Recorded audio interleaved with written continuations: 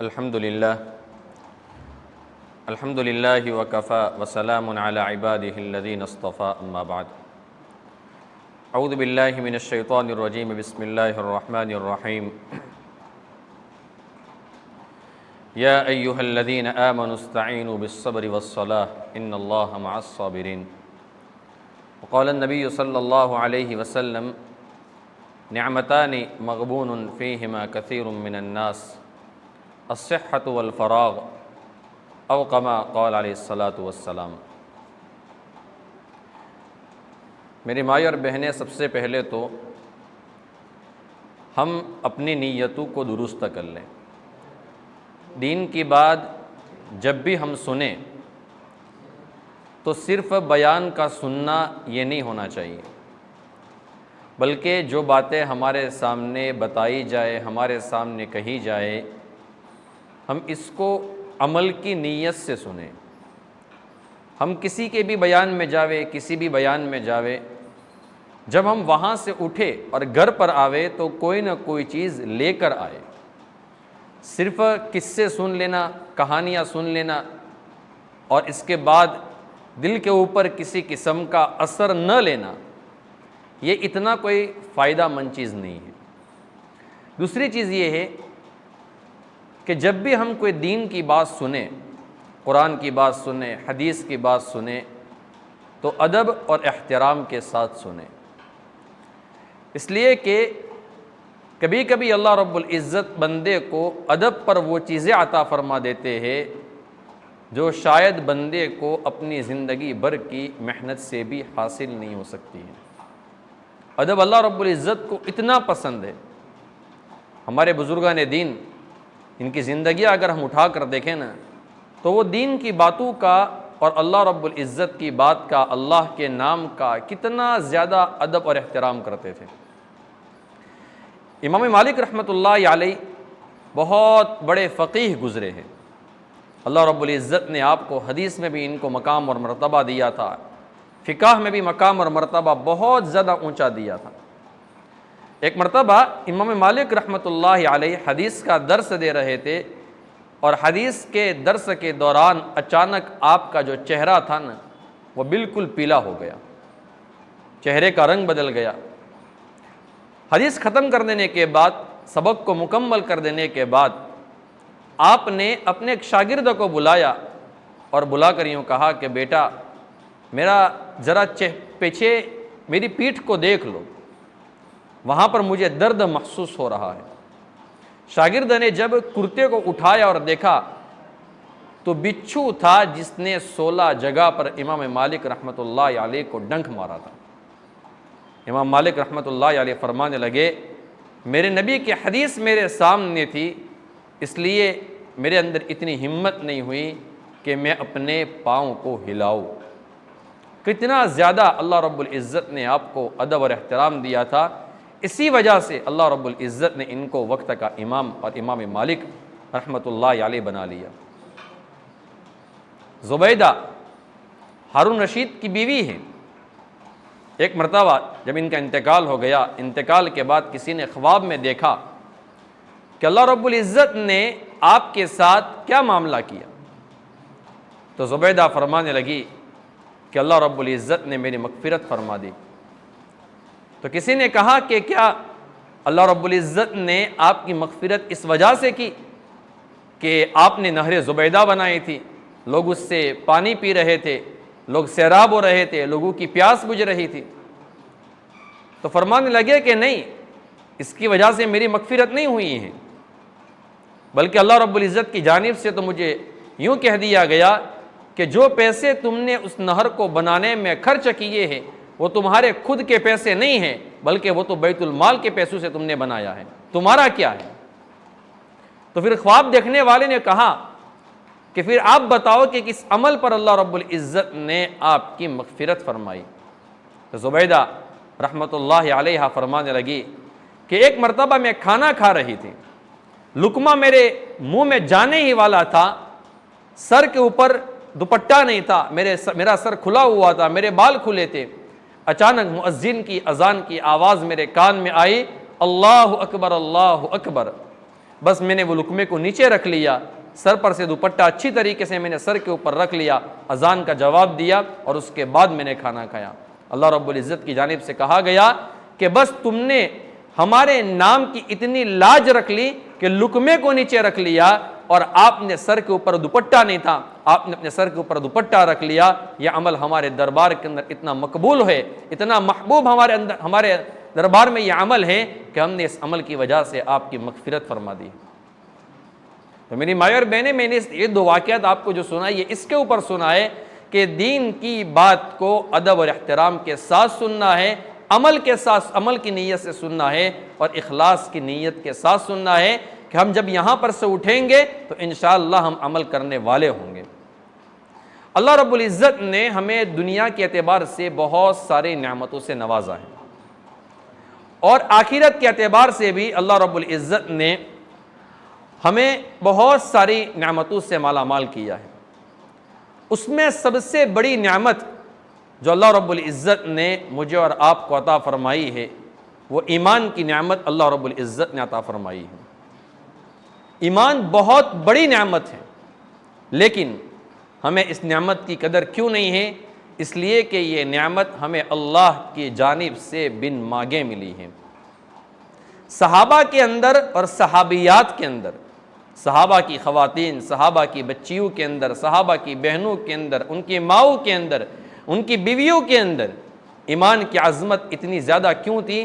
اس لیے کہ انہوں نے ایمان کو حاصل کیا تھا، مشقت اور محنت کے بعد حاصل کیا تھا۔ ان کو مفت میں ایمان نہیں ملا تھا، انہوں نے تکلیفیں اٹھائی تھی، برداشت کیا تھا، مصیبتوں کو جھیلا تھا، ظلم و ستم کے پہاڑ ان کے اوپر توڑے گئے تھے۔ اور کتابوں کے اندر عجیب و غریب تاریخ کے اگر ہم اندر پڑھتے ہیں، سیرت میں اگر ہم پڑھتے ہیں، عجیب و غریب واقعات ملتے ہیں۔ حضرت زنیرہ رضی اللہ تعالی عنہا ایک صحابیہ گزری ہے، یہ ایمان لے آئی اور بوڑھی تھی، یعنی ان کی عمر زیادہ تھی اور جسم کے اعتبار سے بھی کمزور ہو چکی تھی۔ اور فرعون هذه الامہ، اس امت کا فرعون جس کو اللہ کے نبی صلی اللہ علیہ وسلم نے فرمایا ہے ابو جہل، یہ ان کی خادمہ تھی، ان کی باندی تھی۔ ابو جہل ایک مرتبہ زنیرہ کے پاس آیا اور زنیرہ سے کہنے لگا کہ زنیرہ، کیا تم نے ایمان قبول کر لیا ہے؟ کیا تم نے محمد رسول اللہ صلی اللہ علیہ وسلم کی رسالت کو تسلیم کر لیا ہے؟ زنیرہ فرمانے لگی، ہاں ہاں میں نے ایمان کو قبول کر لیا ہے۔ ابو جہل نے ان کو بہت ڈانٹا اور ان کے اوپر ظلم کیا، لیکن زنیرہ نے اپنا ایمان نہیں چھوڑا۔ ایک مرتبہ ابو جہل نے اپنے دوستوں کے سامنے زنیرہ کو بہت مارا، بہت تشدد کیا۔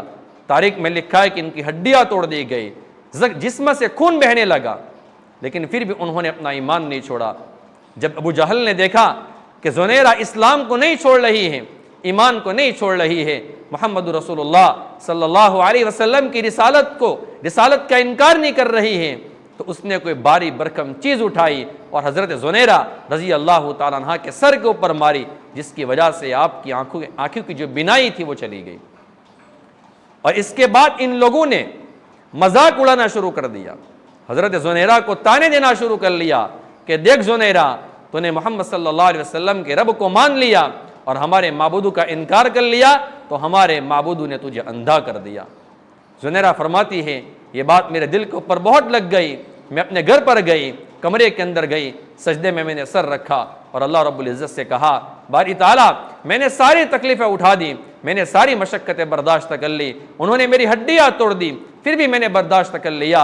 اے اللہ، اگر یہ لوگ میرے جسم کو چیر بھی دیتے میں پھر بھی برداشت کر لیتی، لیکن اے اللہ جب تیرے نام کی گستاخی انہوں نے میرے سامنے کی، یہ میرے سے برداشت نہیں ہوئی۔ اے اللہ میں جانتی ہوں کہ آنکھوں کا لینے والا بھی تو ہی ہے، دینے والا بھی تو ہی ہے، باری تعالیٰ اگر تو نے مجھے اپنی آنکھیں واپس نہیں دی تو یہ کفار مجھے تانے دیتے رہیں گے۔ اے اللہ یہ تانے مجھ سے برداشت نہیں ہوتے ہیں، اے اللہ تیری شان میں گستاخی میرے سے برداشت نہیں ہوتی ہے، اے اللہ تو مجھے اپنی آنکھیں واپس عطا فرما دے۔ سیرت کی کتابوں میں لکھا ہے زنیرہ اس کے بعد تھوڑی دیر کے لیے سو گئی، جب سو کر اٹھی تو اللہ رب العزت نے ان کو اپنی آنکھیں واپس عطا فرما دی تھی۔ میرے مائی اور بہنیں ذرا سوچیں کہ ایک طرف تو وہ خواتین تھیں، وہ صحابیات تھیں جنہوں نے اپنے ایمان کو ایسا بنایا تھا کہ سجدے کے اندر سر رکھتی تھی اور ان کی آنکھیں اگر اللہ رب العزت سے وہ مانگتی تھی تو اللہ تبارک و تعالیٰ ان کو اپنی آنکھیں واپس دے دیتا تھا۔ اور ایک طرف ہم اپنے ایمان کو بھی ذرا دیکھ لیں، ہمارے ایمان کا حال کیا ہے، ہماری زندگی کا حال کیا ہے۔ صحابیات سے زیادہ اور صحابہ کرام سے زیادہ اس دھرتی کے اوپر سورج اور آسمان نے اللہ رب العزت کا نہ کوئی عاشق دیکھا ہے، نہ اللہ کے نبی صلی اللہ علیہ وسلم کی کسی عاشق کو دیکھا ہے۔ صلح حدیبیہ کے موقع پر جب حضرت عروہ بن مسعود الثقفی رضی اللہ تعالیٰ عنہ جو بعد میں ایمان لے آئے تھے، جب انہوں نے صحابہ کرام کی محبت کو دیکھا اللہ کے نبی صلی اللہ علیہ وسلم سے، اور اللہ کے نبی کی محبت کو دیکھا جو صحابہ کرام کو اللہ کے نبی صلی اللہ علیہ وسلم کی تھی، اور تو عروہ بن مسعود الثقفی رضی اللہ تعالیٰ عنہ نے قریش کے سامنے جا کر کہا تھا کہ قریش، میں دنیا کے بڑے بڑے بادشاہوں کے درباروں میں گیا ہوں، میں بطور ایمبیسیڈر گیا ہوں، بطور ایلچی گیا ہوں، بطور قاصد گیا ہوں، لیکن میں نے ان سے بڑا عاشق نہیں دیکھا ہے۔ اور عروہ بن مسعود الثقفی نے ایک جملہ کہا تھا جو قیامت تک تاریخ کی کتابوں میں چمکتا رہے گا۔ عروہ بن مسعود الثقفی نے کہا تھا، ما رأیت احدا یحب احدا کحب اصحاب محمد محمدا، کہ میں نے دنیا کے بڑے بڑے بادشاہوں کے دربار کے اندر میں گیا ہوں، میں نے ان کے وزیروں کو اپنے بادشاہوں سے اتنی محبت کرتے ہوئے نہیں دیکھا ہے جتنا میں نے محمد کے صحابہ کو محمد صلی اللہ علیہ وسلم سے محبت کرتے دیکھا ہے۔ صحابیات میں بھی یہی محبت تھی اللہ کے نبی صلی اللہ علیہ وسلم کی۔ ایک صحابیہ ہے جن کا نام ہے حضرت حمنہ بنت جحش رضی اللہ تعالی عنہ۔ ان کا ایمان کیسا تھا، ان کے دلوں کے اندر اللہ رب العزت کی محبت کیسی تھی، اللہ کے نبی صلی اللہ علیہ وسلم کی محبت کیسی تھی۔ غزوہ احد کا موقع ہے، حضرت حمنہ بنت جحش ان خواتین میں سے تھی جو غزوہ احد کے اندر زخمیوں کو پانی پلاتی تھی، ان کے زخم کے اوپر مرہم لگاتی تھی، پیاسوں کو پانی پلاتی تھی، یہ ان خواتین میں سے تھی۔ اللہ کے نبی صلی اللہ علیہ وسلم کے سامنے آئی، اللہ کے نبی صلی اللہ علیہ وسلم نے فرمایا کہ حمنہ صبر کر لینا۔ تو حضرت حمنہ رضی اللہ تعالیٰ عنہ فرمانے لگی کہ یا رسول اللہ کس بات کے اوپر صبر کرو؟ تو اللہ کے نبی صلی اللہ علیہ وسلم نے فرمایا کہ حمنہ، آپ کے خالو حضرت حمزہ رضی اللہ تعالیٰ عنہ شہید ہو گئے ہیں۔ تو حضرت حمنہ رضی اللہ تعالیٰ عنہ نے انا للہ و انا الیہ راجعون پڑھا اور حضرت حمزہ کے لیے دعا کی کہ اللہ رب العزت ان کو شہادت مبارک فرمائے۔ پھر اللہ کے نبی صلی اللہ علیہ وسلم نے ارشاد فرمایا کہ حمنہ صبر کر لینا۔ تو اللہ کے نبی صلی اللہ علیہ وسلم سے فرمانے لگی کہ یا رسول اللہ کس بات کے اوپر صبر کرو؟ فرمایا کہ آپ کے بھائی عبداللہ ابن جحش بھی شہید ہو گئے ہیں۔ میری مائیں اور بہنیں ذرا سوچے کہ ان کے دل کے اوپر کیا گزری ہوگی، ان کے سگے بھائی کا انتقال ہو گیا ہے، سگے بھائی کی شہادت ہو گئی ہے۔ حضرت حمنہ رضی اللہ تعالیٰ عنہ نے پھر بھی صبر کر لیا اور فرمایا انا للہ و انا الیہ راجعون، اللہ میرے بھائی کو شہادت مبارک فرمائے۔ پھر اللہ کے نبی صلی اللہ علیہ وسلم نے فرمایا کہ حمنہ صبر کر لینا۔ تو حضرت حمنہ فرمانے لگی یا رسول اللہ کس بات پر صبر کرو؟ تو اللہ کے نبی صلی اللہ علیہ وسلم نے فرمایا کہ آپ کے شوہر حضرت مصعب بن عمیر رضی اللہ تعالیٰ عنہ بھی شہید ہو گئے ہیں۔ جب انہوں نے اپنے شوہر کی شہادت کی اطلاع سنی، حضرت حمنہ کی بے ساختہ چیخ نکل گئی۔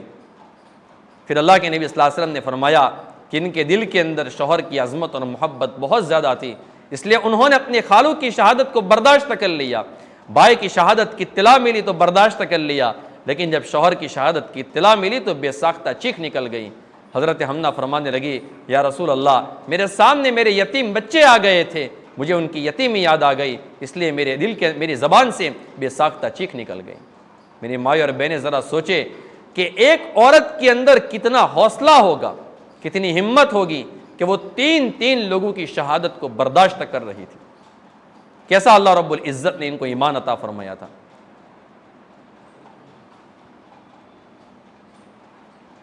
غزوہ احد یہ ایسا موقع ہے کہ جس کے اندر صحابہ اور صحابیات کا عشق اور محبت اور ان کی قربانیاں بہت زیادہ ابھر کر آئی ہیں، اور اللہ رب العزت نے ان کا امتحان بھی ایسا ہی لیا ہے، اور اللہ رب العزت نے ان کو اس امتحان کے اندر کامیابی بھی عطا فرمائی ہے۔ صحابہ کرام کے بارے میں اللہ رب العزت قرآن کریم میں ارشاد فرماتے ہیں اولئک الذین امتحن اللہ قلوبہم للتقوی، اللہ نے ان کے دلوں کا امتحان لیا تھا اور ان کے تقوی کا امتحان لیا تھا۔ لیکن صحابہ کرام بھی ایسی اولاد تھی کہ وہ اس امتحان کے اندر کامیاب ہوئے اور اللہ رب العزت نے رزلٹ بھی بتا دیا، لہم مغفرۃ و اجر عظیم، ان کے لیے مغفرت ہے اور اجر عظیم ہے، یعنی بہت بڑا بدلہ اللہ رب العزت کی جانب سے ان کو دیا جائے گا۔ غزوہ احد کے موقع کے اوپر ایک عورت اللہ کے نبی صلی اللہ علیہ وسلم کے سامنے آئی، جو حضرت عمرو ابن جموح رضی اللہ تعالی عنہ کی بیوی تھی۔ حضرت عائشہ فرماتی ہے کہ غزوہ احد جب ہوا تو ہم لوگوں یعنی اطلاع حاصل کرنے کے لیے کہ وہاں پر کیا کارگزاری ہوئی، ہم سب جا رہے تھے تو سامنے سے ایک اونٹ آ رہا تھا اور اس اونٹ کے اوپر کچھ لدا ہوا تھا اور اس کے اوپر ایک عورت بیٹھی ہوئی تھی۔ جب وہ عورت پاس میں آئی تو پتہ چلا کہ عمرو ابن جموح رضی اللہ تعالی عنہ کی بیوی ہے۔ جب پاس میں آئی نا تو انہوں نے اپنا اونٹ بٹھایا اور ہم نے پوچھا کہ کیا معاملہ ہوا احد میں، تو فرمانے لگی کہ اللہ رب العزت نے اپنے محبوب اور مقبول بندوں کو شہادت کی نعمت سے مالا مال فرما دیا ہے۔ پھر ہم نے پوچھا کہ یہ اونٹ کے اوپر کیا لدا ہوا ہے، تو حضرت عمرو ابن جموح رضی اللہ تعالی عنہ کی بیوی یوں فرمانے لگی کہ ایک بوری کے اندر میرے شوہر کی لاش ہے اور دوسری بوری کے اندر میرے بھائی عبداللہ کی لاش ہے، اور یہ جو تیسری چھوٹی بوری ہے نا اس میں میرے بیٹے خلاد کی لاش ہے۔ میری مائی اور بہنیں ذرا سوچے کہ اس عورت کا ایمان کیسا مضبوط ہوگا کہ وہ اپنے تین قریبی رشتہ داروں کی لاش کو اٹھا کر لا رہی ہے، لیکن اس کے ایمان کے اندر کوئی تذبذب نہیں آیا، اس کا ایمان اپنی جگہ پر سے ہلا نہیں۔ کیسے انہوں نے قربانیاں دی ہوگی۔ اور حضرت عمرو ابن جموح رضی اللہ تعالی عنہ یہ وہ صحابی ہیں جو معذور تھے، ان کی بیٹوں نے منع کر لیا تھا کہ آپ احد میں مت آنا، وہ اللہ کے نبی صلی اللہ علیہ وسلم کے پاس آئے اور آ کر فرمانے لگے کہ یا رسول اللہ، میرے بیٹے مجھے احد میں جانے سے منع کر رہے تھے، وہ تو شہید ہو جائے اور میں رہ جاؤں، یہ کیسے ہو سکتا ہے؟ اللہ کے نبی صلی اللہ علیہ وسلم نے ان کو اجازت دے دی اور وہ شہید بھی ہو گئے۔ حضرت امیر معاویہ رضی اللہ تعالیٰ عنہ کے زمانے میں جب وہاں پر ایک نہر جاری کرنے والے تھے، نہر بنانے والے تھے احد کے مقام کے اوپر، تو حضرت امیر معاویہ کے قاصد کی طرف سے بتایا گیا کہ بھئی کوئی اپنا قریبی رشتہ دار اگر اس جگہ پر کوئی دفن ہو تو وہاں سے ان کو نکال کر کسی دوسری جگہ پر دفن کر لے۔ تو حضرت جابر ابن عبداللہ رضی اللہ تعالیٰ عنہ فرماتے ہیں کہ میں نے اپنے والد عبداللہ ابن حرام کی جب قبر کو کھلا تو ان کی قبر میں دو لوگوں کو ایک ساتھ دفن کیا گیا تھا، ایک میرے والد عبداللہ ابن حرام کو اور دوسرے عمرو ابن جموح رضی اللہ تعالیٰ عنہ کو، اور میں نے دیکھا میرے والد کو کہ وہ ایسے سو رہے تھے جیسے بے خبر ہو، یعنی گہری نیند میں جس طریقے سے بندہ سوتا ہے اس طریقے سے میرے والد محترم سو رہے تھے، اور میں نے حضرت عمرو ابن جموح کے چہرے کے اوپر سے جب ان کا ہاتھ ہٹایا تو وہاں سے خون نکلنے لگا، جب میں نے دوبارہ وہاں پر ہاتھ ان کا رکھ لیا تو وہ خون بند ہو گیا۔ اور یہ واقعہ حضرت عمرو ابن جموح اور حضرت جابر ابن عبداللہ رضی اللہ تعالیٰ عنہ کے والد عبداللہ ابن حرام کی شہادت کے 40 سال کے بعد پیش آیا ہے، لیکن جب قبر کو کھولا گیا تو ویسے کے ویسے تھے۔ کیوں؟ انہوں نے اسلام کے خاطر، ایمان کے خاطر قربانی دے دی، ان کی جو قربانی تھی اور وہ جو تکلیف تھی وہ تکلیف ختم ہو گئی، لیکن ان کے اوپر جو اجر ملنے والا تھا وہ اجر ہمیشہ ہمیشہ کے لیے ان کے نامہ اعمال کے اندر باقی رہ گیا۔ میری مائی اور بہنیں، یہ صحابیات تھی، یہ صحابہ تھے، ان کے اندر ایسا ایمان تھا۔ اس لیے ہم بھی اپنے ایمان کو بنانے کی کوشش کریں، ہمارے دل کے اندر اللہ کا خوف پیدا ہونا چاہیے، ہمارے دلوں کے اندر اللہ رب العزت کی محبت پیدا ہونی چاہیے۔ ہمیں کبھی تنہائی میں بیٹھ کر سوچنا چاہیے کہ اگر آج میں مر گئی، خواتین سوچیں، ہم بھی سوچیں کہ اگر آج ہم مر گئے کیا ہمارے پاس ایسے اعمال ہے کہ ہم اللہ رب العزت کے دربار کے اندر پیش کر سکیں۔ حضرت محمد بن سیرین رحمۃ اللہ علیہ کا انتقال ہو گیا، انتقال کے بعد کسی نے خواب میں ان کو پوچھا، دیکھا اور پوچھا کہ بتاؤ اللہ رب العزت نے آپ کے ساتھ کیا معاملہ کیا؟ فرمایا کہ اللہ نے بہترین حالت میں رکھا ہے۔ تو پھر خواب دیکھنے والے نے کہا کہ اچھا ایک بات بتاؤ، حضرت حسن بصری رحمۃ اللہ علیہ کہاں پر ہے؟ تو محمد بن سیرین فرمانے لگے کہ حسن بصری رحمۃ اللہ علیہ تو جنت کے اندر درجات کے اعتبار سے میرے سے 70 گنا زیادہ آگے ہے۔ تو خواب دیکھنے والے نے کہا کہ حضرت یہ کیسے ہو سکتا ہے؟ دنیا کے اندر تو ہم آپ کو آگے سمجھتے تھے، دنیا کے اندر تو ہم آپ کو ان سے بہتر سمجھتے تھے، حضرت حسن بصری رحمۃ اللہ علیہ وہ آگے کیسے بڑھ گئے؟ تو محمد ابن سیرین فرمانے لگے اس وجہ سے کہ وہ اپنی آخرت کے بارے میں غمگین رہا کرتے تھے، فکر مند رہا کرتے تھے، اس لیے اللہ رب العزت نے ان کو اتنا بڑا مقام اور مرتبہ عطا فرما دیا۔ آج ہماری خواتین میں سے کتنی خواتین ایسی ہیں کہ جو تنہائی میں بیٹھ کر اپنی قبر کو سوچتی ہوں، اپنی آخرت کو سوچتی ہوں، اپنی جنت اور جہنم کے بارے میں انہوں نے اپنے دل کے اندر خیالات پیدا کیے ہو کہ اگر میں آج مر گئی تو میرے قبر کے اندر میرا کیا بنے گا۔ آج اللہ معاف فرمائے میری مائیں اور بہنیں، قبر کا خیال تک ہمارے دل میں نہیں آتا ہے۔ حضرت عثمان بن عفان رضی اللہ تعالیٰ عنہ اللہ کے نبی صلی اللہ علیہ وسلم کے جلیل القدر صحابی ہیں، اور اللہ کے نبی صلی اللہ علیہ وسلم کے دوہرے داماد ہیں۔ دوہرے داماد کا مطلب یہ ہوتا ہے اللہ کے نبی نے اپنی دو بیٹیاں ایک کے بعد ایک حضرت عثمان بن عفان کے نکاح میں دی تھی۔ پہلے حضرت رقیہ کو دیا، حضرت رقیہ کا انتقال ہو گیا، اللہ کے نبی صلی اللہ علیہ وسلم نے حضرت ام کلثوم کو عطا فرمایا۔ اور بعض روایتوں میں بات تاریخ میں لکھا ہے اللہ کے نبی نے فرمایا اگر میری 10 بیٹیاں ہوتی تو میں 10 کی 10 بیٹیاں حضرت عثمان بن عفان کے نکاح میں دے دیتا۔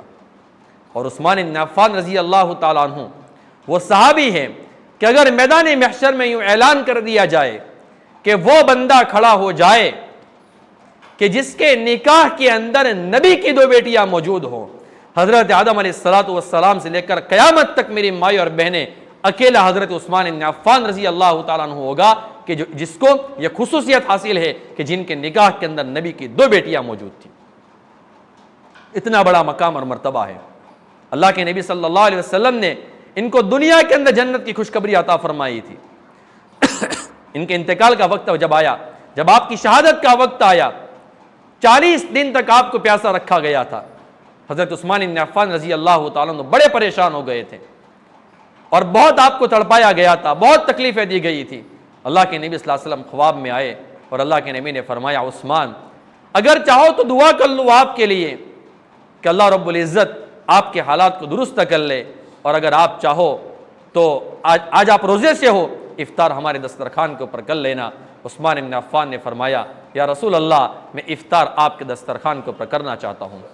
حضرت عثمان بن عفان رضی اللہ تعالیٰ کا انتقال ہو گیا ہے، اور ان کے بارے میں آتا ہے کہ جب قبر پر کھڑے ہوتے تھے تو اتنا روتے تھے کہ داڑھی مبارک تر ہو جاتی تھی۔ کسی سائل نے سوال کیا کہ حضرت آپ کے سامنے جنت اور جہنم کا تذکرہ کیا جاتا ہے، آپ اتنا نہیں روتے ہیں جتنا قبر کے تذکرے کے اوپر روتے ہیں۔ عثمان بن عفان فرمانے لگے میں اس لیے روتا ہوں کہ میں نے اپنے نبی کو ارشاد فرماتے ہوئے سنا تھا القبر اول منزل من منازل الاخرہ فان نجا منه فما بعده ایسر من فان لم ينج من فما بعده اشد من او کما قال علیہ الصلوۃ والسلام۔ میرے نبی نے فرمایا تھا کہ قبر آخرت کی منزلوں میں سے پہلی منزل ہے، اگر کوئی بندہ اس کو پار کر گیا آگے کی منزل آسان ہے، اور اگر کوئی بندہ اس میں پھنس گیا تو آگے کی منزل میں پھنستا چلا جائے گا۔ حضرت فاطمہ کا انتقال ہو گیا، تاریخ میں لکھا ہے، تاریخ ابن عساکر کے اندر موجود ہے، حضرت فاطمہ کا انتقال ہو گیا۔ جب آپ کی جنازے کو قبر کے سامنے رکھا گیا، حضرت ابو ذر غفاری رضی اللہ تعالیٰ عنہ سے رہا نہیں گیا تھا، انہوں نے قبر کو خطاب کرتے ہوئے کہا تھا یا قبر اتدری من التی جئنا بها الیک هذه بنت رسول اللہ هذه زوجۃ علی هذه ام الحسنین۔ قبر تجھے پتا ہے ہم کس کا جنازہ تیرے پاس لے کر آئے ہیں؟ یہ اس کا جنازہ ہے جس کو علی کی بیوی کہا جاتا ہے، یہ اس کا جنازہ ہے جس کو حسنین کی ماں کہا جاتا ہے، یہ اس کا جنازہ ہے جس کو محمد رسول اللہ صلی اللہ علیہ وسلم کی بیٹی کہا جاتا ہے۔ تو میری مائیں اور بہنیں قبر سے آواز آئی تھی، اور وہ آواز فاطمہ کے لیے نہیں تھی، وہ آواز میری مائیں اور بہنیں آپ کے لیے تھی۔ قبر کے اندر سے آواز آئی ابو ذر یہاں پر حسب و نسب مت گنانا، یہاں پر خاندان اور قبیلہ مت گنانا، یہاں پر تو یہ بتانا کہ تم نیک عمل کر کے آئے ہو یا برے اعمال کر کے آئے ہو۔ اگر نیک عمل کر کے آئے ہو تو جنت کا باغ ہے، اور اگر برے اعمال کر کے آئے ہو تو یاد رکھنا قبر جہنم کا گڑھا ہے۔ میری مائیں اور بہنیں ہم ذرا سوچے کہ ہم نے اپنی قبر کو کتنا یاد کیا ہے، اس لیے ہم اپنی قبر کو یاد کریں اور اپنے اعمال کو ٹھیک کریں۔ نمازوں کا میری مائیں اور بہنیں اہتمام کریں، نمازوں کی پابندی کریں، اپنے دل کے اندر اللہ رب العزت کی محبت کی آگ جلائے، اپنے دل کے اندر اللہ رب العزت کا عشق پیدا کریں، گناہوں سے بچنے کی فکر کریں۔ ہم اپنے ہمارے جو اکابر، ہمارے اسلاف جو تھے، اگر ہم ان کی خواتین کو دیکھتے ہیں نا تو اللہ رب العزت نے ان کو کیسا عبادت کا شوق عطا فرمایا تھا، اور اللہ رب العزت نے ان کا اعزاز و اکرام بھی ایسا فرمایا ہے۔ حضرت شعبانہ رحمت اللہ علیہا بہت ہی بڑی عبادت گزار خاتون گزری ہیں، محمد ابن معاذ رحمۃ اللہ علیہ فرماتے ہیں کہ میں نے ایک مرتبہ، مجھے ایک عبادت گزار خاتون نے بتایا کہ میں نے ایک مرتبہ خواب دیکھا، اور خواب میں نے دیکھا کہ جنتی جنت میں چلے گئے ہیں اور اپنے دروازے کے اوپر کسی کے استقبال میں کھڑے ہیں۔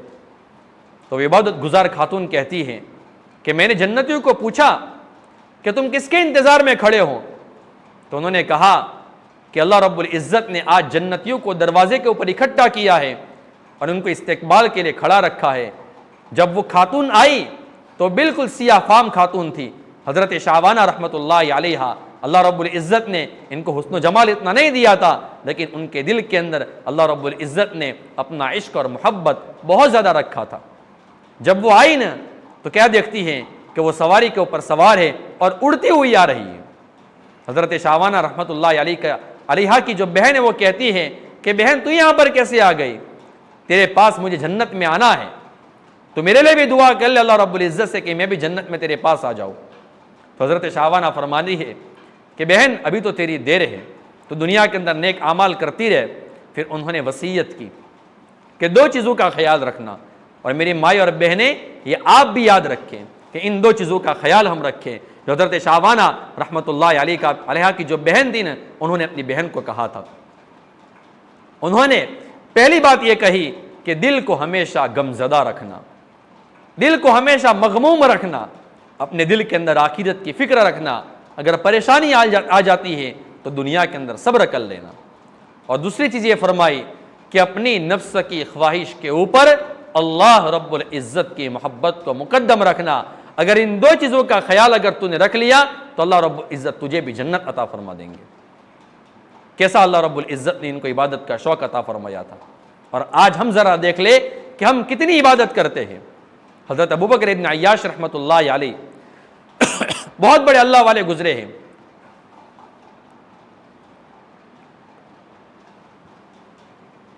جب ان کا انتقال کا وقت قریب آیا تو ان کی بہن رونے لگی، تو حضرت ابوبکر ابن عیاش رحمۃ اللہ علیہ نے فرمایا کہ بہن کیوں روتی ہے؟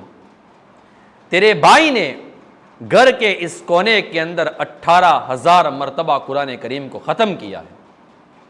میری مائیں اور بہنیں ذرا سوچے، انہوں نے 18,000 قرآن کریم ختم کیے ہیں۔ آج شاید ہم دین کی 18 آیتیں بھی نہیں پڑھتے ہیں، اور ہم تمنا کیا رکھتے ہیں کہ اللہ رب العزت ہمارے مغفرت فرما دیں گے۔ ٹھیک ہے، اگر اللہ رب العزت نے اپنے رحم اور کرم سے ہماری مغفرت فرما دی تو اس کا فضل ہوگا، لیکن کوئی گارنٹی نہیں ہے کہ ہماری مغفرت ہو ہی جائے گی۔ میری مائیں اور بہنیں، ہمیں اپنی آخرت کے بارے میں سوچنا پڑے گا، ہمیں اپنی آخرت کے بارے میں فکر مند رہنا پڑے گا۔ اور اگر ماں نیک ہوتی ہے تو اللہ رب العزت اس کا فائدہ اس کی اولاد کو بھی عطا فرماتے ہیں۔ حضرت عیسیٰ علیہ السلام کے زمانے کا ایک واقعہ ہے کہ ایک خاتون ایک مرتبہ نماز پڑھ رہی تھی۔ جب اس نے نماز کو شروع کیا نا تو شیطان اس کے پاس آیا اور عورت کی شکل میں آیا اور کہنے لگا کہ تیری روٹیاں جل گئی ہے چولہے کے اندر۔ تو اس خاتون نے اپنی نماز کو نہیں توڑا۔ نماز کے اوپر اللہ رب العزت بندے کو کیا عطا فرماتے ہیں، انہوں نے اپنی نماز کو نہیں توڑا، تو شیطان نے ان کے بچے کو اٹھا کر جو چولہا جل رہا تھا اس کے اندر ڈال دیا۔ اب ہماری عقل کیا کہتی ہے کہ بچہ مر جانا چاہیے۔ اس عورت نے پھر بھی اپنی نماز کو نہیں توڑا۔ تھوڑی دیر کے بعد جب اس عورت کا شوہر جب گھر میں آیا تو عجیب و غریب منظر دیکھتا ہے۔ اس نے منظر دیکھا کہ میرا بیٹا چولہے کے اندر انگاروں سے کھیل رہا ہے اور اس کو ایک خروچ تک نہیں آئی ہے۔ انہوں نے بچے کو وہاں سے نکالا اور اپنی خاتون کے سامنے پیش کر دیا کہ یہ کیا معاملہ ہوا۔ جب اس واقعے کی اطلاع حضرت عیسیٰ علیہ نبی علیہ السلام کو ملی تو حضرت عیسیٰ علیہ السلام نے اس خاتون کو بلایا اور بلا کر پوچھا کہ اللہ کی بندی، بیٹی تو مجھے یہ بتا کہ تیرے اعمال کیا تھے کہ اللہ رب العزت نے تجھے اتنا بڑا ولایت کا مقام اور مرتبہ دے دیا کہ تیرا بچہ چولہے کے اندر نے شیطان نے ڈال دیا لیکن پھر بھی وہ جلا نہیں ہے۔ تو میری مائیں اور بہنیں، اس خاتون نے اپنے 3 اعمال حضرت عیسیٰ علیہ السلام کے سامنے پیش کیے، اور یہ اعمال آپ بھی کر سکتی ہیں۔ اس خاتون نے کہا میرا پہلا عمل حضرت یہ ہے کہ جب بھی میرا وضو ٹوٹ جاتا ہے میں فوراً وضو کر لیتی ہوں، 2 رکعت نفل نماز پڑھ لیتی ہوں۔ یہ میرا ہمیشہ کا معمول ہے۔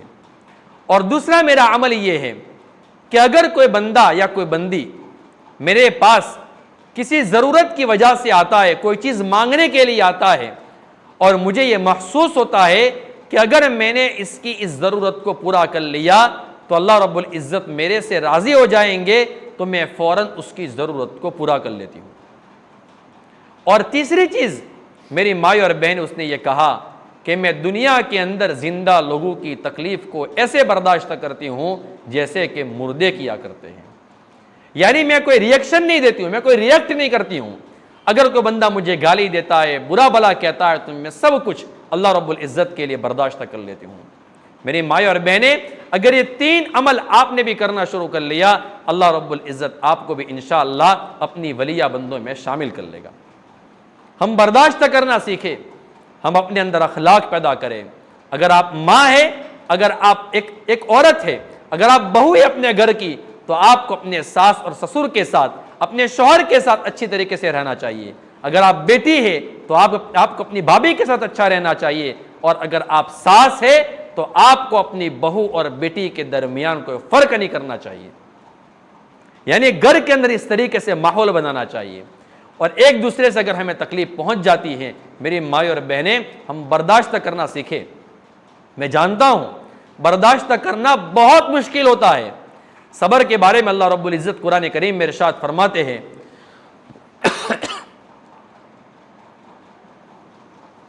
وَلَمَنْ صَبَرَ وَغَفَرَ إِنَّ ذَلِكَ لَمِنْ عَزْمِ الْأُمُورِ، جو بندہ صبر کر لے اور معاف کر لے، یہ بہت بڑا کام ہوتا ہے، یہ آسان نہیں ہوتا ہے، انسان کا دل ٹوٹ جاتا ہے۔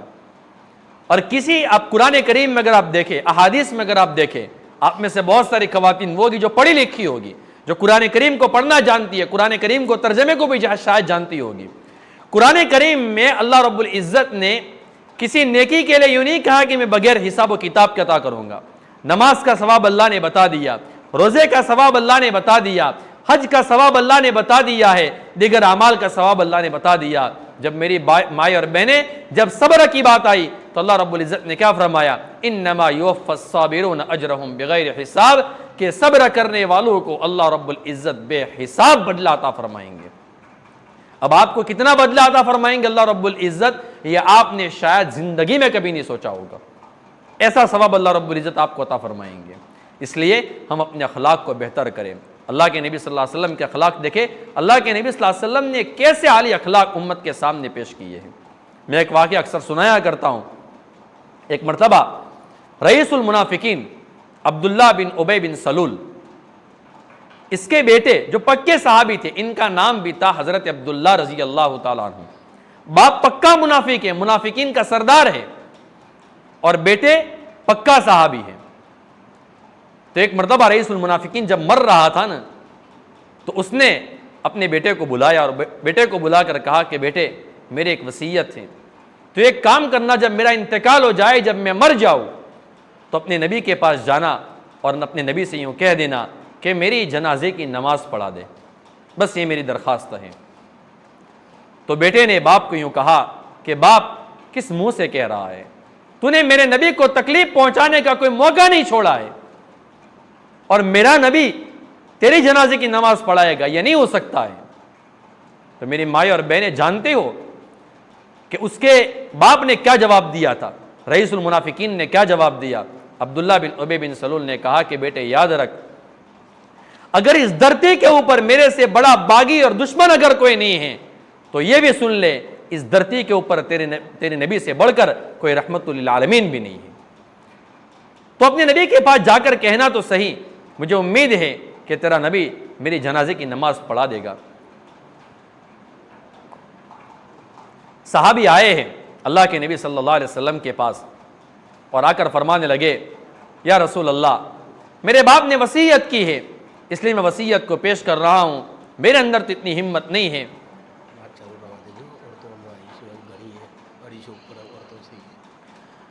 تو فرمانے لگے کہ یا رسول اللہ، میرے باپ نے وصیت کی تھی، اس لیے میں وصیت کر رہا ہوں، میرے باپ نے مجھے یوں کہا تھا کہ آپ جنازے کی نماز پڑھا دو۔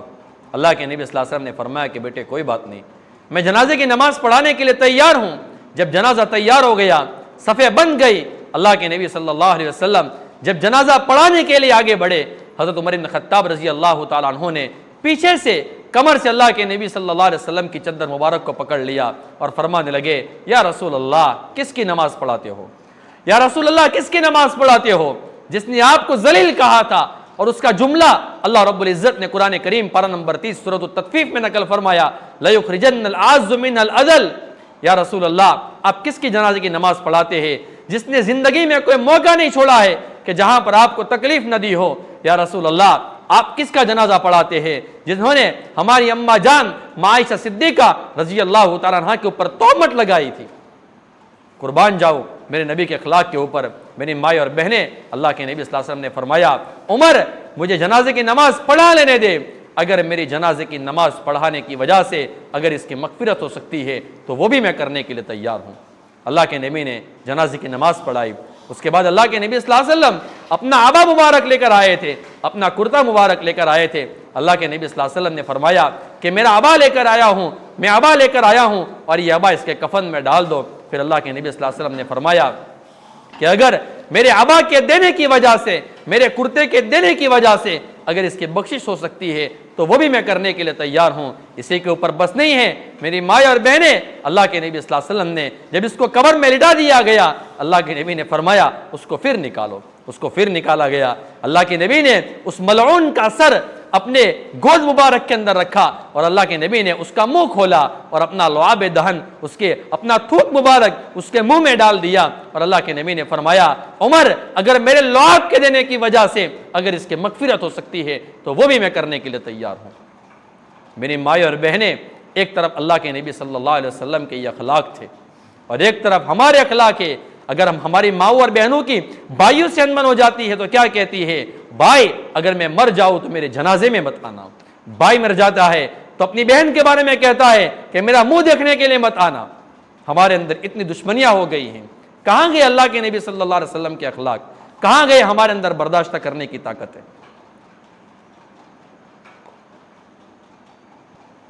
آج ہمارے اندر صبر نہیں ہے، حرام راستے کے اوپر ہم چل پڑے ہیں۔ میری مائیں اور بہنیں، میں آپ سے گزارش کرتا ہوں، اللہ رب العزت دنیا کے اندر جس حال میں بھی رکھے، سوکھی روٹی کھا لینے کی، لیکن حرام کا ایک لقمہ اپنی پیٹ میں نہیں جانے دینے کا۔ آج ہماری کتنی خواتین ایسی ہیں جو حرام کاروبار کے اندر چلی گئی ہے، حرام راستے کے اوپر چلی گئی ہے اور اپنے شوہروں کے اوپر پریشر ڈالتی ہے کہ تم کسی بھی طریقے سے پیسے کما کر ہمارے پاس لاؤ اور ہماری خواہشیں، ہمارے تمنائیں اور ہمارے ارمان تم پورے کرو۔ میری مائیں اور بہنیں، ہم اپنے گھر کے اندر حرام کا ایک لقمہ نہ آنے دیں۔ اللہ رب العزت بندے کو کس طریقے سے نوازتے ہیں۔ امام احمد بن حنبل رحمۃ اللہ علیہ کے بارے میں آتا ہے کہ ایک مرتبہ امام احمد بن حنبل رحمۃ اللہ علیہ کو ایک تمنا ہوئی، کوئی ایک خاص قسم کی روٹی تھی جو ان کے زمانے میں پکا کرتی تھی، تو انہوں نے اپنے گھر والوں سے کہا کہ میرے لیے روٹی بنا دو۔ تو گھر کے اندر آٹا نہیں تھا، تو انہوں نے اپنے بیٹے کے گھر سے آٹا منگوایا۔ میں اس کے اوپر یہ واقعہ سنا رہا ہوں کہ تقویٰ، حرام کا لقمہ نہ کھائے، اپنے اندر تقویٰ پیدا کرے، پرہیزگاری پیدا کرے۔ تو انہوں نے اپنے بیٹے کے گھر سے گھر والوں نے آٹا منگوا لیا اور انہوں نے روٹی بنا کر امام احمد بن حنبل رحمۃ اللہ علیہ کے دربار میں ان کے سامنے پیش کر لی۔ پتہ نہیں کس طریقے سے امام احمد بن حنبل رحمۃ اللہ علیہ کو پتہ چل گیا۔ امام احمد رحمۃ اللہ علیہ نے گھر والوں سے پوچھا کہ یہ آٹا تم کہاں سے لائے؟ تو گھر والوں نے بتایا کہ آپ کا جو دوسرا بیٹا ہے جس جگہ پر رہتا ہے، ہم نے اس کے گھر سے آٹا منگوایا ہے اور ہم نے آپ کی خدمت میں روٹی پیش کی ہے۔ امام احمد بن حنبل رحمۃ اللہ علیہ نے فرمایا کہ میرا تقویٰ مجھے اس کی اجازت نہیں دیتا ہے کہ میں اس طریقے سے یہ روٹی کھا لوں۔ تو گھر والوں نے کہا کہ آپ کے بیٹے کے گھر سے آیا ہے، آپ کا بیٹا کوئی حرام کاروبار تو نہیں کرتا ہے، آپ کیوں منع کرتے ہیں؟ امام احمد بن حنبل رحمۃ اللہ علیہ فرمانے لگے کہ میرا بیٹا قاضی ہے، اپنی کورٹ کا جج ہے، اور اس کا جو وظیفہ آتا ہے وہ بیت المال سے آتا ہے، اور بیت المال کا وظیفہ میرے نزدیک شک والا ہے، اور میرا تقویٰ مجھے اس کی اجازت نہیں دیتا ہے کہ میں شک والی روٹی کھاؤں۔ تو امام احمد بن حنبل رحمۃ اللہ علیہ نے فرمایا کہ میں اس روٹی کو نہیں کھا سکتا ہوں۔ تو گھر والوں نے کہا کہ ہم کیا کریں؟ تو انہوں نے کہا کہ ایک کام کرو، کسی فقیر کو دے دینا اور فقیر کے سامنے بھی وضاحت کر لینا کہ بھائی یہ روٹی ہم نے ہمارے گھر پہ بنائی تھی اور ہمارے بیٹے کے آٹے کے، اس کے گھر کا جو آٹا ہے اسی گھر سے بنائی تھی، اسی کے آٹے سے ہم نے بنائی تھی، لیکن چونکہ وہ قاضی ہے، وہ جج ہے، اس کا پیسہ بیت المال سے آتا ہے، حکومت کی طرف سے آتا ہے، اس لیے شریعت، ہمارا تقویٰ ہمیں اس کی اجازت نہیں دیتا ہے، اس لیے ہم نے اس کو کھانے سے انکار کر لیا ہے اور ہم آپ کو دے رہے ہیں۔ اس زمانے کے جو فقیر تھے، اس زمانے کے جو مسکین تھے، ان کے اندر بھی کتنا تقویٰ تھا، کتنی پرہیزگاری تھی۔ جب اس طریقے سے فقیر آیا اور انہوں نے یہ ساری کلیریفیکیشن اس کے سامنے پیش کر دی اور پوری صفائی دے دی، تو اس فقیر نے انکار کر لیا۔ فقیر نے کہا کہ اگر ہمارا امام نہیں کھاتا ہے تو ہم بھی نہیں کھائیں گے، ہمیں بھی اس کے کھانے کی ضرورت نہیں ہے۔ اس نے کھانے سے انکار کر لیا۔ تو گھر والوں نے امام احمد بن حنبل رحمۃ اللہ علیہ کی اجازت کے بغیر اس روٹی کے ٹکڑے کو نہر کے اندر ڈال دیا، ندی میں ڈال دیا، سمندر میں ڈال دیا، کہیں پر بھی اس طریقے سے ڈال دیا۔ جب بعد میں پتہ چلا امام احمد بن حنبل رحمۃ اللہ علیہ کو، تو پوچھا گھر والوں سے کہ تم نے اس روٹی کے ٹکڑے کا کیا کیا؟ تو گھر والوں نے کہا کہ فقیر کے سامنے ہم نے پیش کیا، اس نے کھانے سے انکار کر لیا، تو ہم نے اس کو سمندر میں جا کر ڈال دیا ہے، نہر میں جا کر ڈال دیا ہے۔ میری مائیں اور بہنیں، امام احمد بن حنبل رحمۃ اللہ علیہ نے فرمایا کہ آج کے بعد سے لے کر اپنی موت تک میں کبھی مچھلی بھی نہیں کھاؤں گا۔ کیوں؟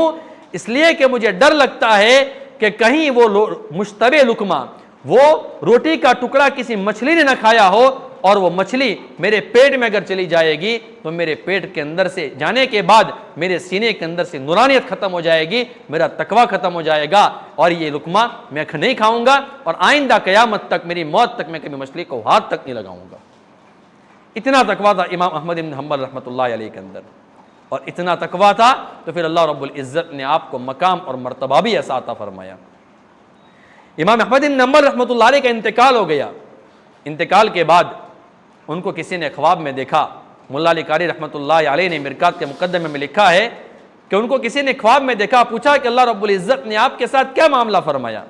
تو فرمایا کہ اللہ رب العزت نے میری مغفرت فرما دی، اور اللہ رب العزت نے مجھے یوں فرمایا کہ احمد، تو نے میری وجہ سے بہت مار کھائی ہے، تو نے میرے قرآن کی وجہ سے بہت تو نے کوڑے کھائے ہیں۔ امام احمد بن حنبل رحمۃ اللہ علیہ فرمانے لگے، میں نے اللہ رب العزت کو یوں فرمایا کہ باری تعالیٰ، ہاں میں نے تیری وجہ سے بہت کوڑے کھائے ہیں، بہت میں نے مار کھائی ہے۔ اللہ رب العزت نے فرمایا، احمد میں تجھے ایک ایسا انعام دیتا ہوں کہ آج سے پہلے میں نے کسی عام ولی کو نہیں دیا ہے، اور وہ انعام میں تجھے یہ دیتا ہوں کہ جا، میں اپنے چہرے سے پردہ ہٹا لیتا ہوں، تو میری زیارت کر لے۔ ایک انعام تو یہ ملا، اور دوسرا انعام کیا ملا؟ امام احمد بن حنبل رحمۃ اللہ علیہ کو کتابوں میں لکھا ہے، تاریخ میں لکھا ہے، ان کے انتقال کے بعد 230 سال کے بعد کسی ایک بندے کا انتقال ہو گیا، تو اس کی قبر کو جب کھودا جا رہا تھا تو اتفاق سے امام احمد بن حنبل رحمۃ اللہ علیہ کی قبر بھی کھل گئی۔ دیکھنے والوں نے دیکھا کہ امام احمد بن حنبل رحمۃ اللہ علیہ کا کفن بھی صحیح سلامت تھا۔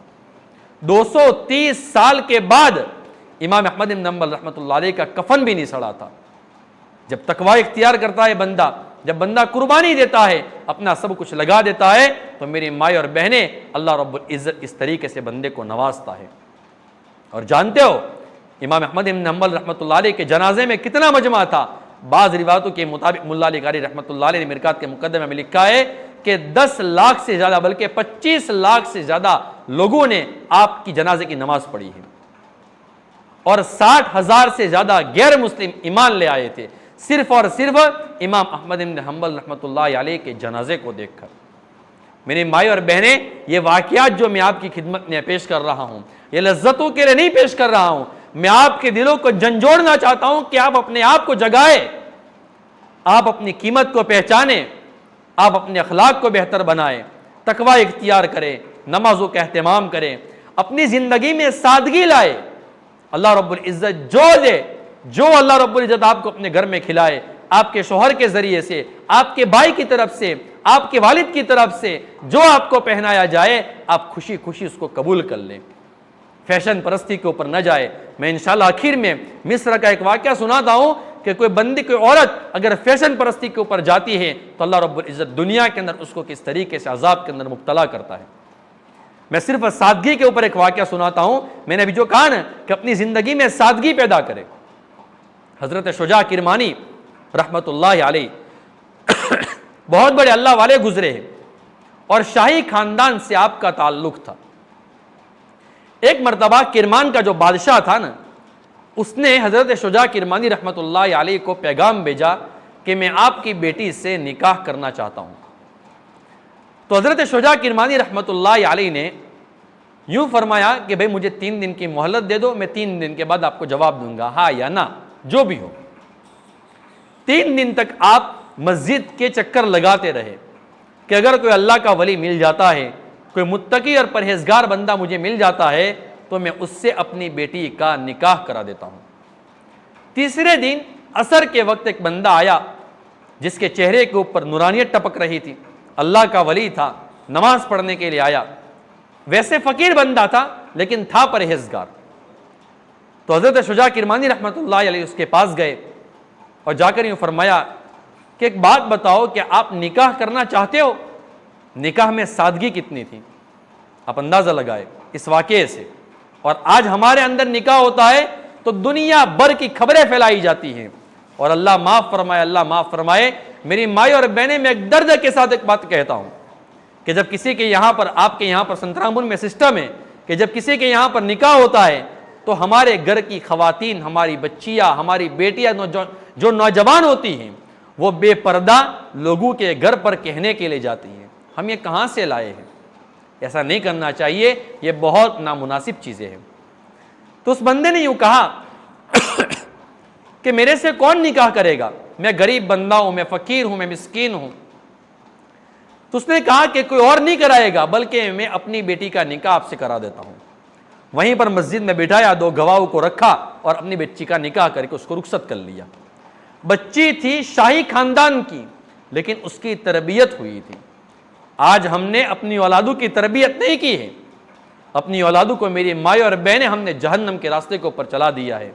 اور یاد رکھنا، اگر ہم نے ہماری اولادوں کی ناجائز خواہشات کو پورا کیا اور یہ اولادیں اللہ نہ کرے، اللہ نہ کرے، اگر یہ جہنم میں چلی گئی تو اللہ رب العزت کے دربار میں جا کر یہی کہے گی، ربنا انا اطعنا سادتنا وکبرانا فضلونا السبیل ربنا آتہم ضعفین من العذاب ولعنہم لعنا کبیرا۔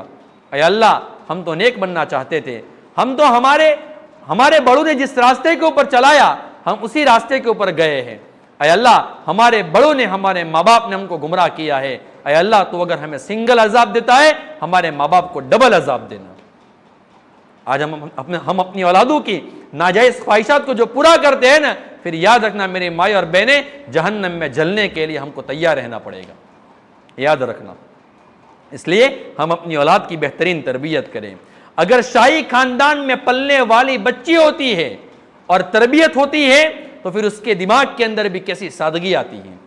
جب یہ عورت، یہ بچی، یہ بیٹی جب اپنے شوہر کے ساتھ اس کے گھر پر آتی ہے، جب روم میں پہلے ہی داخل ہوئی ہے تو گھر کے اندر دیکھا کوئی بہت بڑا سامان نہیں تھا، کوئی بہت بڑا بنگلہ نہیں تھا، بلکہ ایک کوزہ پڑا ہوا تھا پانی کا، اور پاس میں ایک روٹی کا آدھا سوکھی روٹی کا ٹکڑا پڑا ہوا تھا۔ اس بچی نے کہا کہ یہ کیا ہے؟ تو اس شخص نے کہا، اس اللہ کے ولی نے یوں کہا کہ میرے پاس، میں غریب انسان ہوں، کل میرے پاس 1 روٹی تھی، 2 روٹی تھی، کل میں نے 1 روٹی پانی میں بھگو کر کھائی ہے اور آج 1 روٹی میں نے آج کے لیے رکھ لی تھی، 2 روٹی تھی، کل 1 کھائی اور آج کے لیے میں نے 1 رکھ لی تھی۔ تو اس بچی نے کہا کہ میں تو اس گھر کے اندر نہیں رہوں گی، مجھے تو اپنے والد کے گھر پر جانا ہے۔ تو اس بزرگ نے کہا کہ میں تو پہلے سے کہہ رہا تھا کہ شاہی خاندان کی بچی میرے گھر میں نہیں رہ سکتی ہے، میں تو بہت غریب بندہ ہوں۔ تو اس بچی نے کہا کہ بات ایسی نہیں ہے، میرے والد نے میری تربیت ایسی کی ہے، میرے والد نے مجھے یوں کہا تھا کہ بیٹا، میں تیرا نکاح ایک ایسے بندے سے کراؤں گا جو پرہیزگار ہوگا، جو قناعت اختیار کرنے والا ہوگا اور جو اللہ کی ذات کے اوپر بھروسہ کرنے والا ہوگا۔ میں تو یہاں پر آ کے کیا دیکھتی ہوں کہ جس کے ساتھ میرا نکاح کیا ہے اس کے اندر تو قناعت ہے ہی نہیں، اس کے اندر تو توکل ہے ہی نہیں، اللہ رب العزت کی ذات کے اوپر اس کا بھروسہ ہی نہیں ہے، بلکہ وہ تو آئندہ کل کے لیے روٹی بنا کر رکھتا ہے۔ اس کو اتنا بھی اللہ کی ذات کے اوپر بھروسہ نہیں ہے کہ جس رب نے مجھے آج کھلایا ہے وہ رب مجھے کل بھی کھلائے گا۔ پھر اس خاتون نے یہ کہا کہ یا تو اس گھر کے اندر یہ سوکھی ہوئی روٹی رہے گی یا میں رہوں گی، اگر آپ مجھے رکھنا چاہتے ہیں تو اس روٹی کو اپنے گھر سے نکال دے۔ کیسے اس زمانے کی بچیوں کی تربیت ہوئی ہوگی۔ اس لیے میری مائیں اور بہنیں، ہم بھی ارادے کریں، ہم اپنی زندگیوں کو بدلنے کی فکر کریں، آپ اپنی قدر کو پہچانیں۔ یاد رکھنا، اگر آپ نے اپنی قدر نہیں کی، زمانے کے لوگ آپ کی قدر نہیں کریں گے۔ آپ بس دل میں یہ نیت کر لیں کہ ہم اپنے آپ کو ایسا بنا دیتے ہیں کہ بس اللہ رب العزت ہم سے راضی ہو جائے، اللہ کے دربار میں ہم مقبول بن جائے، اللہ کے دربار میں ہم محبوب بن جائے۔ آپ اپنا کردار ایسا بنا دے، اپنا کیریکٹر ایسا بنا دے، اپنے اخلاق ایسے بنا لے۔ آپ اپنے اخلاق کو ایسا بنائے کہ آپ کا شوہر آپ کے حسن اخلاق کو دیکھ کر آپ کا غلام بن جائے۔ آپ اپنے اخلاق ایسے عمدہ بنائے کہ آپ کی جو ساس ہے وہ آپ کے اخلاق کو دیکھ کر آپ کے غلام بن جائے۔ آپ اپنے اخلاق کو ایسے بنائے کہ آپ کی جو ننند ہے وہ آپ کے اخلاق کو دیکھ کر آپ کی غلام بن جائے۔ اور میری مائیں اور بہنیں یہ بھی سن لے، اگر آپ ساس ہے تو آپ اپنے اخلاق ایسے بنائیں کہ آپ کی جو بہو ہے وہ آپ کو اپنی ماں سے زیادہ مقام اور مرتبہ دے، اور وہ آپ کے پاؤں دھو کر آپ کا پانی پی لے اور وہ آپ کی غلام بن جائے۔ اگر آپ ننند ہے تو آپ اپنے اخلاق کو ایسا بنائے کہ آپ کی بھابھی آپ کی غلام بن جائے۔ ایسے اپنے اخلاق کو بنائے۔ اور میری مائیں اور بہنیں، پردے کا بہت زیادہ اہتمام کریں۔ اللہ رب العزت نے جو بھی آپ کو حسن و جمال دیا ہو نہ دیا ہو، وہ اللہ کی دی ہوئی امانت ہے اور اللہ رب العزت کے دربار میں پوچھا جائے گا۔ ہم بے پردہ نہ گھومیں۔ بے پردگی کا عذاب بسا اوقات میری مائیں اور بہنیں آخرت میں جانے کے بعد تو بھگتنا پڑتا ہے، لیکن دنیا کے اندر بھی بندے کو بھگتنا پڑتا ہے۔ صحابیات کے اندر پردے کا کتنا زیادہ اہتمام تھا۔ ایک خاتون گزری ہے صحابیات کے اندر جن کا نام ہے ام خلاد۔ ان کے بیٹے کی شہادت ہو گئی۔ اللہ کے نبی صلی اللہ علیہ وسلم کے پاس دوڑتی ہوئی آئی، اللہ کے نبی سے فرمانے لگی، یا رسول اللہ میرے بیٹے کا کیا ہوا؟ اللہ کے نبی کے صحابہ نے فرمایا کہ آپ کے بیٹے کو اللہ رب العزت نے شہادت کا مرتبہ عطا فرما دیا ہے، لیکن اس دوران بھی اس عورت نے اپنے چہرے سے نقاب نہیں ہٹایا تھا، اپنے چہرے کا پردہ نہیں چھوڑا تھا۔ تو صحابہ نے فرمایا کہ اللہ کی بندی، تیرے اندر اللہ رب العزت نے کیسا حوصلہ رکھا ہے، تیرے بیٹے کی شہادت ہو چکی ہے، اس کے باوجود تیرے چہرے کے اوپر سے نقاب نہیں ہٹا ہے، تیرے چہرے کے اوپر سے پردہ نہیں ہٹا ہے۔ تو اس عورت نے کہا کہ صحابہ، میرے چہرے کے اوپر سے یعنی میرے بیٹے کی شہادت ہوئی ہے، میرے بیٹے کی وفات ہوئی ہے، لیکن میری حیا کی وفات نہیں ہوئی ہے۔ اس لیے میری مائیں اور بہنیں، ہم پردے کا بہت زیادہ اہتمام کریں۔ اس خاتون نے کہا کہ میرا بیٹا فوت ہوا ہے، میری حیا فوت نہیں ہوئی ہے، میں پردہ نہیں چھوڑ سکتی ہوں۔ اس لیے میری مائیں اور بہنیں، ہم پردے کا بہت زیادہ اہتمام کریں۔ اور آخر میں میرے ایک ہاتھ جوڑ کر آپ سے گزارش ہے، اور اس پر ایک واقعہ بھی میں آپ کو درد بھرا سناتا ہوں، اور جس سے آپ کو عبرت حاصل ہوگی۔ آپ عبرت حاصل کریں اور گھر پر جانے کے بعد سوچیں کہ ہم نے اب تک زندگی میں کیا کیا ہے اور اب آئندہ کے لیے ہم کو کیا کرنا ہے۔ اب آپ صاحب جانتے ہیں کہ آئندہ میلہ آ رہا ہے، میلہ بھی شروع ہو گیا ہے۔ ہم اپنی خواتین، ہم نے مردوں میں بھی یہ بات کہی ہے، تمام علماء کرام نے اپنی مساجد کے اندر یہ بات کہی ہے، اور ہر بندے نے تنہائی میں جو حضرات ملے سب کو کہی ہے، اور میں آپ کی خدمت میں بھی یہ بات پیش کرتا ہوں، مہربانی کر کے خدا کے واسطے میں ہاتھ جوڑتا ہوں آپ کے سامنے، میلے کے اندر آپ ہرگز نہ جائیں۔ اب تک آپ چلی گئی وہ چلی گئی، اب توبہ کر لیں، اللہ رب العزت کے سامنے کہہ دے، میرے مولا ہم نے بہت بے پردگی کر لی، اب آئندہ نہیں کریں گے، اب آئندہ ہم اس طریقے سے نہیں جائیں گے۔ میری مائیں اور بہنیں، آپ نہیں جانتی ہے کہ آپ کے پیچھے پیچھے کون کون سی سازشیں ہو رہی ہیں۔ وہاں پر میں آپ کو کھلی بات بول کر جاتا ہوں، تاکہ آپ کو یہ نہ ہو کہ کسی کہنے والے نے ہم کو کہا نہیں تھا، کسی بتانے والے نے ہم کو بتایا نہیں تھا۔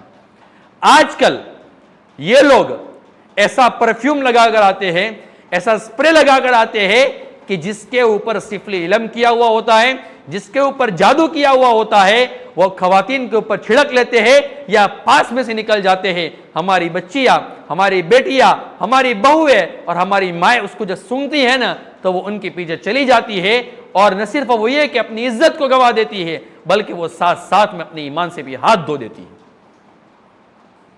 اس لیے میں آپ سے ہاتھ جوڑ کر کہتا ہوں کہ اس طریقے سے نہ جائیں، پردے کا اہتمام کرے، تقوی اختیار کرے، صبر سے کام لے، اپنی زندگی کو ایسا بنائے کہ لوگ اگر آپ کی زندگی کو دیکھیں، آپ اپنی بیٹی کی زندگی کو ایسا بنائیں کہ لوگ آپ کے پاس آ کر آپ کی بیٹی کو اپنی گھر کی بہو بنانا یہ اپنے لیے فخر کی بات سمجھے کہ اس گھر کی بہو، اس گھر کی بیٹی اگر میرے بیٹے کے گھر کے نکاح میں آ گئی اور میرے گھر کی بہو بن گئی تو میرا بیڑا پار ہو جائے گا.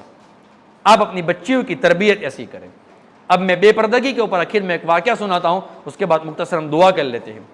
یہ واقعہ ہے مصر کا، اور یہ اس زمانے کا واقعہ ہے جب کویت اور عراق وغیرہ کی جب لڑائی چل رہی تھی. کتابوں میں لکھا ہے ایک مصر کا بندہ یوں کہتا ہے کہ اس زمانے میں کویت میں تھا، جب یہ لڑائی ہوئی تو میں مصر میں چلا گیا، اور مصر کے اندر میرا کام یہ تھا کہ جن لوگوں کا انتقال ہو جاتا ہے ان کو قبرستان میں لایا جاتا تھا اس زمانے میں، اور قبرستان میں میں ان کے لیے تجہیز و تکفین، قبر وغیرہ کا میں انتظام کرتا تھا. ایک مرتبہ میرے پاس اسی طریقے سے ایک کیس آیا کہ کسی خاتون کا انتقال ہو گیا ہے. خاتون کو غسل دینے والی خواتین ہوتی ہیں،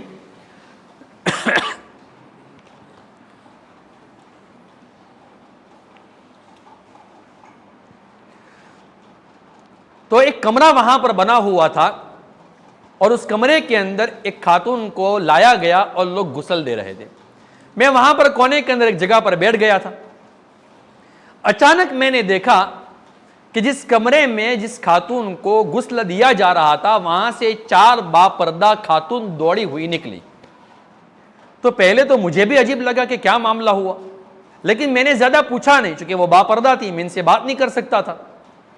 پھر دوڑتی ہوئی ایک خاتون میرے پاس آئی اور آ کر کہتی ہے کہ تم ذرا ہمارے ساتھ کمرے میں چلو، وہاں پر خاتون کو غسل دینے میں ہماری مدد کرو. وہ بندہ یوں کہتا ہے کہ دیکھو شریعت کی طرف سے اجازت نہیں ہے کہ مرد عورت کو غسل دے، اس لیے میں وہاں پر نہیں آ سکتا ہوں. تو میں نے اس کو پوچھا کہ آخر معاملہ کیا ہوا ہے. اس نے کہا کہ جو منظر ہم نے دیکھا ہے نا وہ بڑا بھیانک منظر ہے. ہم جب اس خاتون کو غسل دے رہے تھے تو غسل کے دوران اس کی جو ناش تھی وہ اتنی بھاری ہو گئی کہ ہمارے اندر ہلانے کی طاقت نہیں ہے، اتنی بھاری ہو گئی ہے، اس لیے آپ ہماری مدد کر لو. تو ہم نے پھر کسی طریقے سے کسی کو بھیجا، جیسے تیسے کر کے اس کے غسل کا انتظام کیا. جب اس کا جنازہ جب تیار ہو گیا نا تو وہ بندہ یوں کہتا ہے کہ ہم اس کے جنازے کو لینے کے لیے جب اٹھے تو عام طور پر کسی بھی جنازے کو اٹھانا ہو تو 4 بندے کافی ہیں، لیکن وہ خاتون یوں کہتی ہے، وہ بندہ یوں کہتا ہے کہ ہم نے 11 لوگوں نے مل کر اس جنازے کو اٹھایا، وہ بھی بہت مشکل سے ہم نے اٹھایا. واقعہ میری مائی اور بہن اس پر ختم نہیں ہوتا ہے، واقعہ شروع اب ہوتا ہے. وہ بندہ کہتا ہے کہ ہم نے 11 لوگوں نے مل کر اس جنازے کو اٹھایا، بہت بھاری جنازہ ہو گیا تھا. اس کے بعد جیسے تیسے کر کے ہم نے اس کی جنازے کی نماز پڑھی.